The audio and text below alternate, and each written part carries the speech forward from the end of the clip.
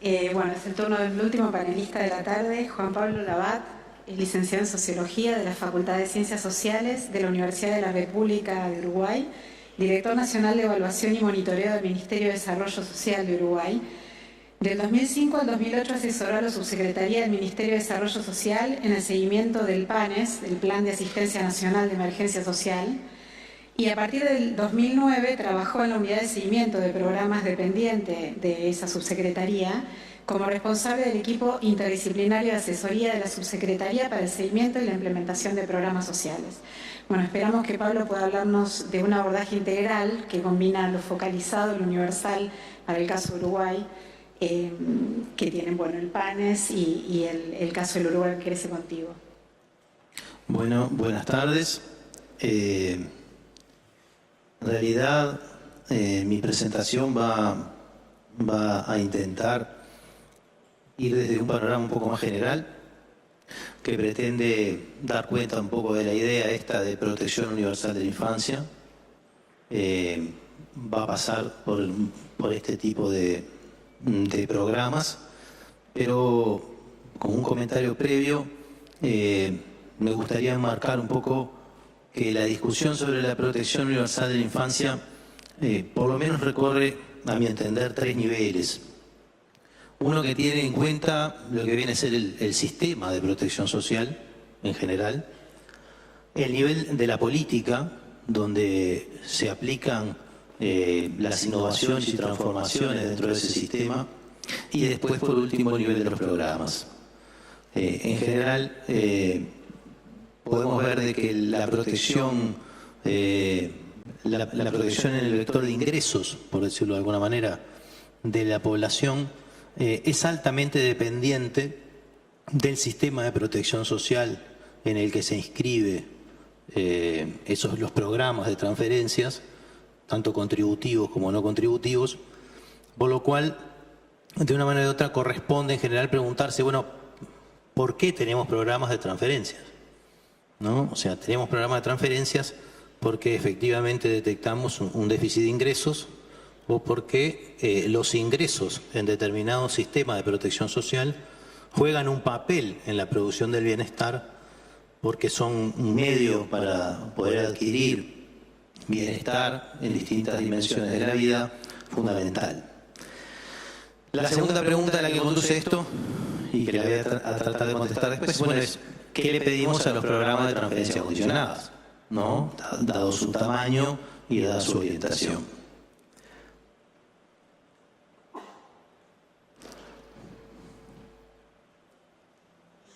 Acá me parecía cortada, por eso me asusté.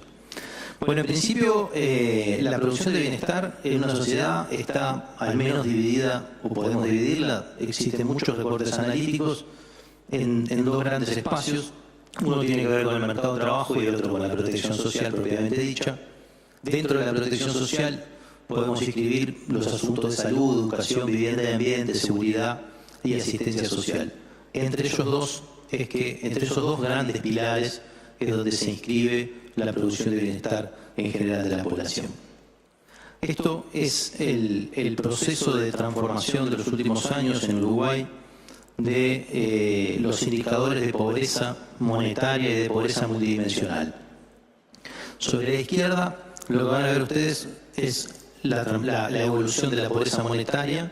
El azul corresponde al sector pobre monetario y el naranja al no pobre.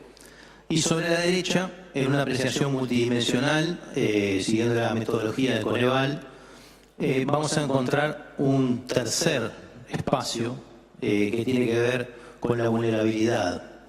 Bueno, esta vulnerabilidad es la que de una manera u otra da cuenta de este otro espacio de la protección social que no se satisface directamente a través de ingresos y que nos parece que es algo de lo que tenemos que atender en las políticas a los efectos de después valorar los rendimientos de las intervenciones. Esta es la estructura de pobreza del Uruguay en 2006 y en 2017, tanto multidimensional como monetaria. En cualquiera de las dos y en cualquiera de los dos momentos del tiempo, lo que vamos a ver es que la pobreza está infantilizada. ¿Sí? El sector de 0 a 17 años es mayor en el 2006, pero también es mayor en 2017. ¿Sí? Y acá no solamente estamos mirando ingresos, sino que estamos mirando el desempeño en todas las dimensiones. Esto ha sido, en el fondo, el producto de la evolución esta de la pobreza igual, es el producto de un conjunto de acciones de política que operan en la transformación de la matriz de protección social, que vamos a mostrar en forma sucinta, pero que abarcan acciones en la dimensión de salud, de seguridad y asistencia social, de cuidados, de protección integral, de vivienda y hábitat y de educación. Los colores rosados representan esencialmente los espacios donde se desempeñan políticas focalizadas, ¿sí? Además del que se inscribe en la seguridad y la asistencia social, que son las transferencias no contributivas, que son el motivo central de este seminario. Sin embargo, para operar en la protección universal fue necesario articular iniciativas en todas estas áreas que tienen que ver con la universalización del sistema de salud, la orientación adentro del sistema a través de metas prestacionales para favorecer la atención en la infancia, la formación de capacidades en cuidados, licencias parentales, regulación de servicios de cuidados en las distintas partes del país, la generación de un pilar no contributivo de transferencias monetarias, intervenciones familiares de acompañamiento a familias vulnerables, como era el programa Uruguay Crece Contigo, que mencionaba recién, y algunas otras intervenciones de menor nivel. Además de un tema que ha venido de la mano de todos los programas de transferencias monetarias condicionadas en Latinoamérica, que es el desarrollo de sistemas de información que han permitido el desarrollo de estas políticas focalizadas y que además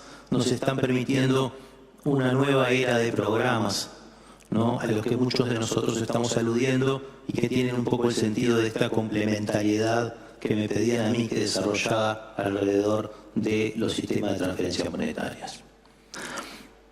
Pero en la dimensión focalizada que recién identificaba, si miramos el gráfico de torta de la parte de abajo, abarca solamente una porción muy menor del presupuesto que se invierte en infancia. El resto del presupuesto que se invierte en infancia es en políticas universales, ¿verdad? Por lo tanto, el componente del gasto, o sea, de la inversión, ¿no?, la evolución del gasto y de la inversión, es sustantivo a la hora de mirar una protección universal. Dentro de estas, incluso lo que son transferencias de ingresos es, dentro del sector focalizado, que es la torta, solamente el azul brillante, ¿no?, es lo que corresponde a las transferencias no contributivas, ¿verdad? Uruguay Crece Contigo ni siquiera se nota, ¿verdad? Es una rayita chiquita que está ahí y que es el programa de acompañamiento a mujeres embarazadas en situaciones de pobreza o hogares con niños menores de 4 años. La prioridad macroeconómica sí muestra un avance que va de 5,1 puntos del PIB a 6,6 puntos del PIB. Es un punto y medio del PIB, pero un punto y medio del PIB en realidad es más de 3 veces lo que se gasta en transferencias monetarias contributivas en cualquiera de nuestros países. Digo esto porque, de una manera u otra, la protección universal tiene que ver con atender un conjunto de cosas a la vez que no se las podemos pedir específicamente a los programas de transferencias condicionadas, que obviamente que por su orientación y tamaño no pueden dar cuenta de un proceso de transformación que abarque todas las dimensiones. Esto es la evolución del índice de Gini con y sin gasto público social.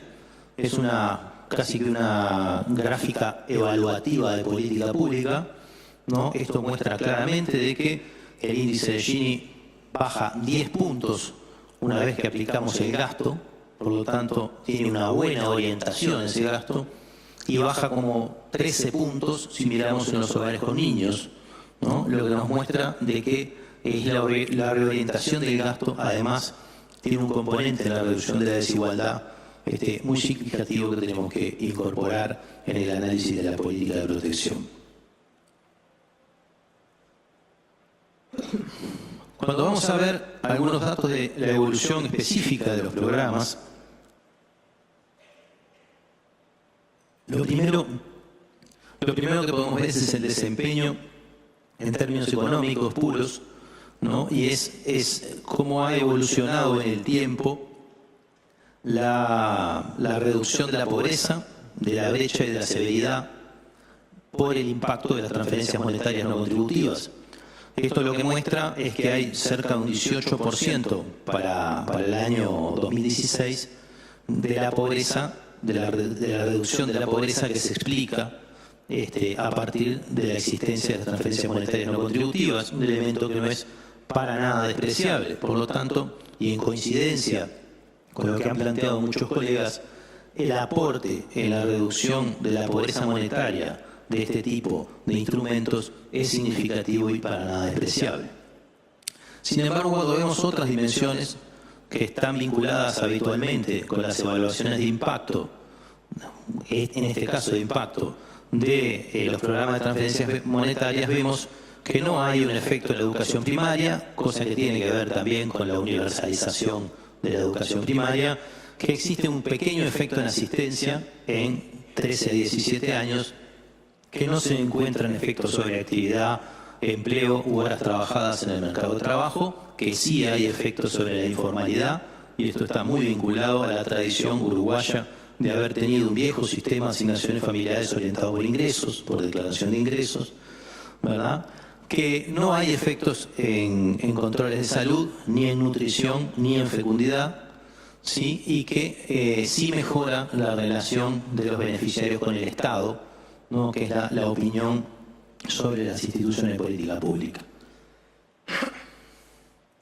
¿Qué se puede esperar? Bueno, recién ya lo decía, lo más significativo en esto es que el efecto de las condicionalidades o contraprestaciones no tiene mayor impacto, puede tener este pequeño impacto en asistencia, que obviamente no está medido en resultados y que, bueno, dado el tamaño que tiene, sospechamos que a la hora de medir resultados va a desaparecer en absoluto. Y también que, bueno, nos falta explorar todavía qué pasa en distintos estratos de vulnerabilidad, ¿no? Donde los costos de estar en el programa, los costos de oportunidad son diferentes. Con relación a Uruguay Crece Contigo, es un programa de acompañamiento familiar, como decíamos, no tiene efectos significativos sobre la prevalencia de anemia, no tiene efectos débiles en el retraso de talla y peso, en edad, en el exceso de masa corporal, y tiene indicios de cierto impacto de motricidad gruesa y capacidad de comunicación. Son efectos débiles los del programa. Sin embargo, tiene efectos, de nuevo, en el relacionamiento con las instituciones del Estado, en términos de que se accede mejor a prestaciones, ¿no? Esta idea que en el fondo es parecida a la búsqueda activa, ya no para encontrar la población focalizada, sino para trabajar con ella, tiene un efecto de vinculación a la institución, ¿verdad? De la misma manera que mayor probabilidad de asistencia a centros de primera infancia. Algunos elementos de política vinculados al programa de infancia y a la población socioeconómicamente vulnerable. Esto es un gráfico que muestra para el conjunto de transferencias contributivas, no contributivas y deducciones de impuestos, ¿sí? ¿Cuál es la cobertura, ¿no? O sea, ahí vemos que arrancamos con un 84%, hoy estamos en un 79% de los menores de 18 años tienen alguna vinculación con una transferencia, ¿sí? Que es o una asignación familiar contributiva o una asignación familiar no contributiva o una deducción del impuesto a la renta, ¿verdad? Ahí lo que sí tiene es que por el diseño del impuesto a la renta, a medida que pasa el tiempo eso va creciendo, hay un salto en el 2015 porque hubo un cambio en la reglamentación y la pequeña reducción en las condiciones, por la mejora de la condición socioeconómica, ha hecho reducir la barra roja, pero andamos en un umbral cercano al 80% de cobertura. ¿Ah? Esto lo traigo a colación por la discusión sobre la universalización que de una manera o de otra se nos viene planteando en muchos países, dado la ampliación sistemática de las coberturas de los sistemas de prestaciones, ¿no? Pero por otro lado, y en relación a lo que planteaba hoy, esto es una expresión de la inversión en los menores de 18 años según distintos objetos de gasto, ¿verdad? En las columnas en verde están la educación inicial, es la inversión del Estado per cápita promedio mensual, ¿verdad? Es decir, educación inicial en primaria, ciclo básico, bachillerato secundario, bachillerato tecnológico, gasto tributario por renuncia fiscal que tiene el Estado en la educación privada, a la que no se le cobran impuestos, entonces hay una renuncia fiscal. Inversión en el sistema de salud, tanto público o privado, y en el último lugar las asignaciones familiares, ¿no? Y es desde este lugar donde nosotros planteamos, bueno, qué le estamos pidiendo a las transferencias, y cuando hablamos de cobertura universal, tener en cuenta el resto de la matriz de gastos, ¿sí?, que tiene que aportar a la protección global de los niños. Voy a ir un poco al final para después volver para atrás. Coincidentemente con muchos panelistas anteriores, identificamos que el problema de política en muchos de nuestros países, donde han habido interesantes mejoras en los últimos años en indicadores sociales, está en la reproducción intergeneracional de la pobreza. Ahí nosotros, a través de un conjunto de investigaciones, hemos explorado algunas hipótesis de cómo postular este círculo a los efectos de estudiar políticas que lo puedan romper, ¿verdad? Y establecer hipótesis de políticas. Para lo que nosotros entendemos tiene que ser una nueva generación de políticas, porque sobre transferencias monetarias también ya hemos conversado mucho y creo que estamos llegando además a consensos que hace 10 años era imposible, ¿verdad? Y que hoy los estamos acariciando y ojalá podamos terminar de resolverlos. ¿Qué vemos, qué encontramos en este problema? Bueno, niños y niñas nacidos en situación de pobreza y exclusión, que tienen los problemas propios de los hogares y contextos desfavorables. Eso tiene que ver con el ambiente. En el entorno de enseñanza, una alta probabilidad de bajo rendimiento y fracaso educativo. Los graves problemas que tenemos nosotros en los resultados educativos no están en el quinto quintil de ingresos ni en el cuarto quintil de ingresos, están en el primer quintil de ingresos y son graves. Alta probabilidad de bajos logros educativos finales, y eso obviamente que es una baja probabilidad de acceder a empleos dinámicos en ocupaciones de alta productividad y de buenos salarios, lo que implica una alta probabilidad de generar hogares de bajos ingresos, donde nacerán los niños y niñas pobres excluidos, donde empieza el otro círculo. La pregunta que nosotros nos hacemos acá es cómo enfrentar esto, y ahí es donde entran en discusión muchas más cosas que lo que habitualmente consideramos problemas de inversión en infancia. Es decir, ¿puede la educación romper este círculo? Hay un problema de temporalidad, ¿verdad? La educación seguramente es nuestra apuesta a mediano plazo para romper este círculo, pero en el momento no puede romper este círculo, ¿no? Una política educativa inserta en una condición socioeconómica muy mala, no tiene rendimientos, y es lo que estamos viendo en la evaluación del sistema educativo. ¿Puede una intervención sobre el hogar y el ambiente romper el círculo? Hay problemas de sostenibilidad y de suficiencia. Hemos tenido evaluaciones de realojos enteros de barrios, de intervenciones en vivienda, que no necesariamente están acompañadas del resto de las políticas, y lo que vemos es que unos años después estamos en una situación parecida a la inicial. ¿Puede el mercado de trabajo romper este círculo? Bueno, de vuelta, estamos en un problema de suficiencia, pero sin embargo hay una hipótesis que nosotros vemos a través de la evaluación de políticas que muestra claramente que, por ejemplo, la mejor política de vivienda que hemos tenido ha sido un ingreso sostenido de los hogares. No es una política de vivienda, pero ha mejorado esa condición, y entonces creemos que además de generar un proceso de inclusión social, ¿no?, que origina también la posibilidad de darle a los individuos un lugar en el mundo, genera ingresos sostenidos y permanentes y puede complementar los ingresos provenientes por otras vías. Entonces, creemos que junto a las políticas de transferencias monetarias y como una visión también de protección a la infancia, es necesario repensar el papel del mercado de trabajo en los hogares con niños, ¿sí? Porque eso podría estar generándonos una hipótesis complementaria a los sistemas de transferencias monetarias. Volviendo ahora sí a esto, que es un conjunto de microsimulaciones para ver este tipo de rendimientos, mostrar que en la hipótesis nuestra una ampliación a una renta básica, o sea, completar ese 20% de los hogares que hoy no están cubiertos, además de homogeneizar en una tarifa plana a todas las transferencias del valor de la asignación media, nos podría ascender a un gasto total de 0,7 puntos del PIB, hoy andamos en 0,4, ¿verdad?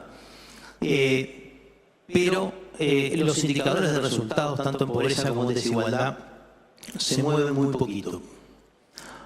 Una política de empleo para hogares del primer quintil de ingresos, con desocupados, con niños, podría tener un resultado mucho más fuerte en términos inmediatos en relación a los indicadores. ¿Sí?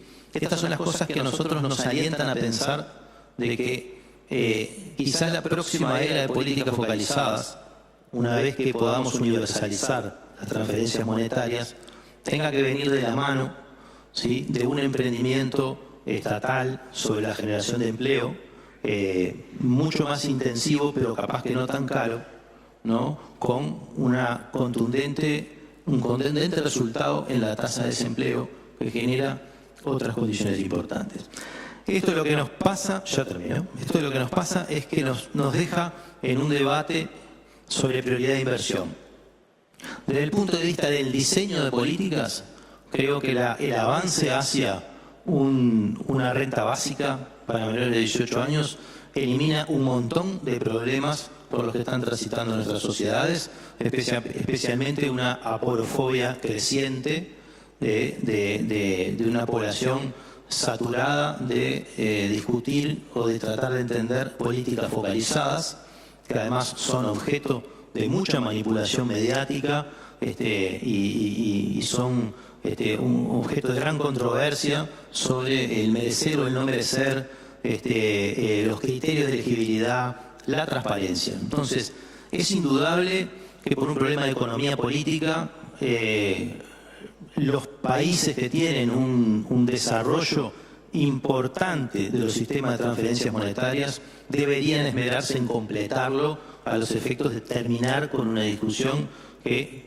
sobran los argumentos de todos los panelistas anteriores para mostrarla. Sin embargo, eso no necesariamente es el criterio más eficiente para mejorar los indicadores y quizás hay elementos para empezar a pensar que las nuevas políticas focalizadas ya podrían empezar a trabajar en algo que puede llegar a tener verdaderos impactos. Obviamente, como empecé diciendo, esto está sujeto a la realidad de cada país, a la matriz de protección social de cada país, a la estructura del mercado de trabajo de cada país y a la capacidad de generar políticas. Muchas gracias.